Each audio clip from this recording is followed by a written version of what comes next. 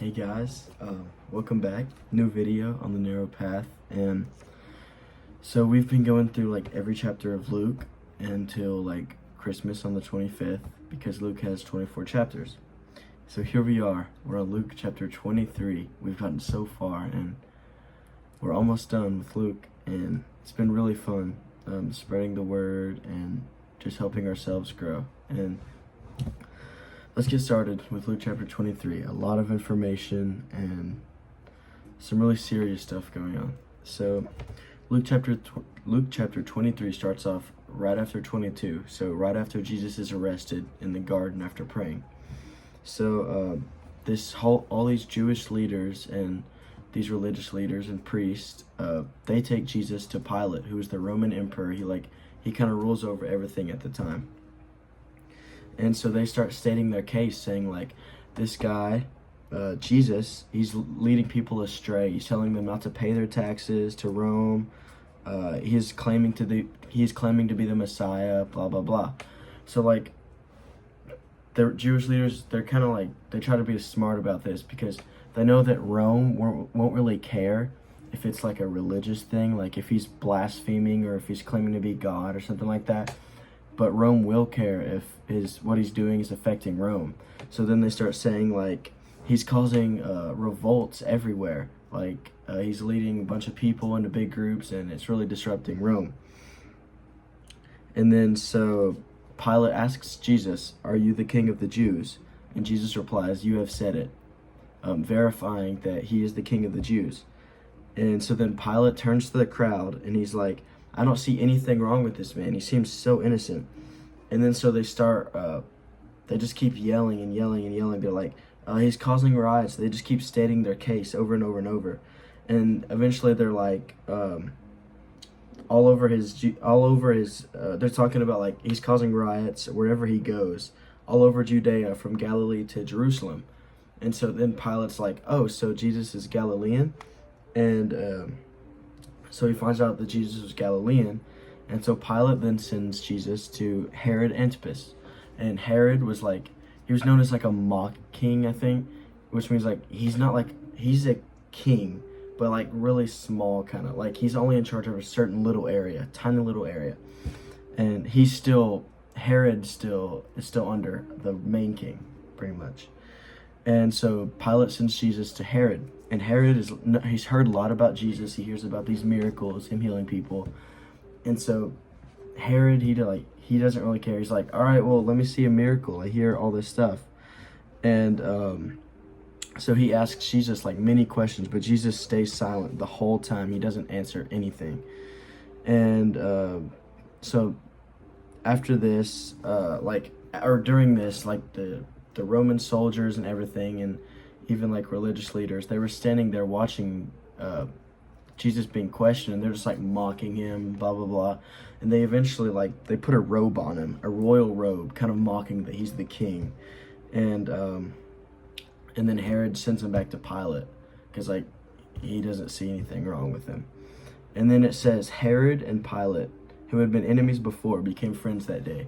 So Herod and Pilate, there's like a long like family line of like kind of just tension between these two. They've never gotten together, like plots to kill each other. They've just never gotten together.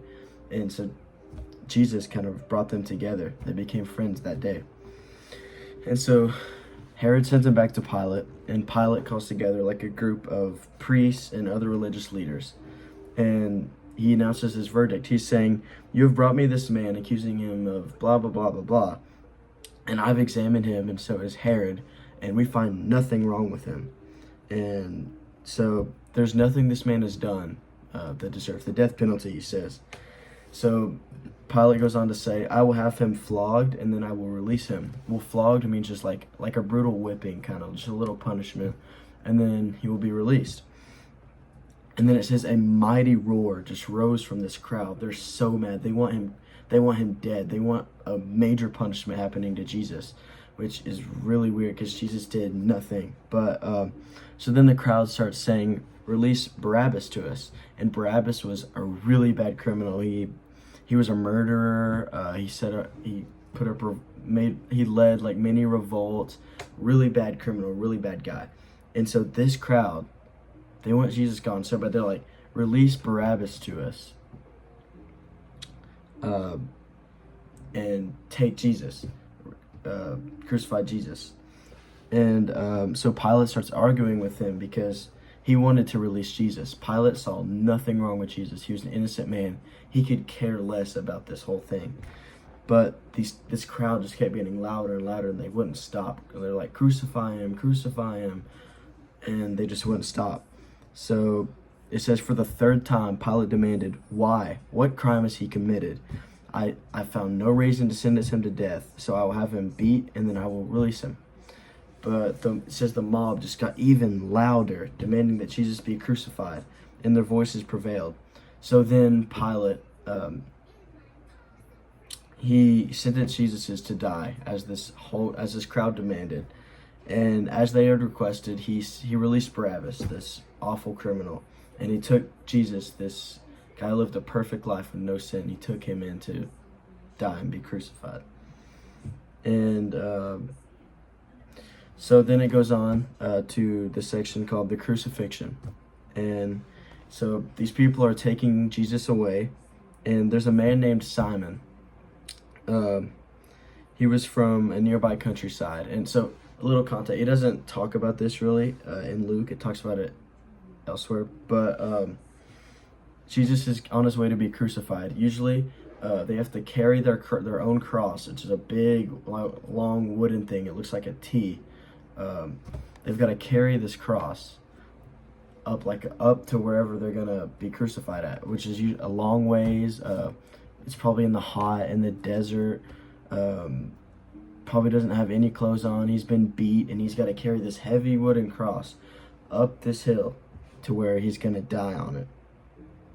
And so Jesus is on his way with this cross, and then a man named Simon, who was like walking from the countryside, the soldiers just seized him and put him on the cross and made him help carry the cross with Jesus.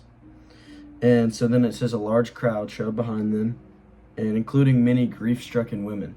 So as Jesus is like, he's going through a large amount of pain, and he's carrying this cross up, he says to these women, daughters of Jerusalem, don't weep for me, but weep for yourselves and for your children. And so Jesus then goes on to talk about like, what Jerusalem is doing will receive its punishment. Like, what is happening to me, it will receive punishment. And he's like warning them of like what's going to happen to Jerusalem. It's going to fall, and it's going to be like torture. Like you're going to wish you were dead. You're going to wish you would be buried. You're going to wish you would be buried. And so he's like, if this is what happens when the trees are green, well, like it will be even worse. Like what will happen when they're dry, when Jerusalem is fallen. And so then it goes on to talk about there's two other people who are being crucified with Jesus. They're both criminals. They both committed a crime, unlike Jesus. And so one was on either side of Jesus. Jesus was in the middle. One was on his left. One was on his right. And it says they were crucified on a place called the Skull. And so Jesus, this gets me every time. This is it just really touches my heart. Like, so Jesus is on this cross being crucified. He feels the same pain as we would feel. Like he's been beaten, he's been mocked, he's been spat on, he's been everything you can think of. And he's on this cross, like in so much pain. And he says, Father, forgive them, for they know not what they do. He's forgiving these people who are killing him, and he did nothing wrong, and they're killing him. They don't know he says that they don't know what they're doing. So he's begging for forgiveness for them, these people that are doing awful things to him. That just shows what kind of person Jesus was, and it's just amazing to see. But at Jesus' feet on the ground, the soldiers were like throwing dice, like gambling for Jesus' clothes, his belongings. They took these as like war medals, kind of. And so the crowd, there's a large crowd was still watching this, and it says they laughed. And they were saying like, he saved others, so why doesn't he save himself if he's really God's Messiah, the chosen one? And then the soldiers were mocking him, and they offered him a drink of sour wine, which was like a popular drink among like the lower class kind of at the time. And so they called out to him, "If you are the king of the Jews, save yourself."